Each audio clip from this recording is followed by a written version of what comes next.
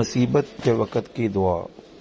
رسول کریم حضرت محمد صلی اللہ علیہ وآلہ وسلم نے فرمایا، اگر کسی بندے کو کوئی تکلیف یا صدمہ پہنچے اور وہ یہ الفاظ کہے تو اللہ تعالی اسے ضرور اس کا نعم البدل عطا فرما دیتے ہیں۔ وہ الفاظ یہ ہیں: ان للہ و انا الیہ راجعون،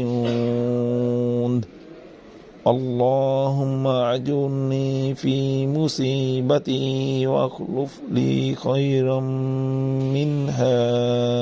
یقیناً ہم اللہ ہی کی ملکیت ہیں اور وہ اسی کی طرف لوٹ کر جانے والے ہیں۔ اے اللہ، مجھے میرے اس صدمے یا تکلیف کا اجر دے اور بدلے میں مجھے اس سے زیادہ بہتر دے۔ آمین۔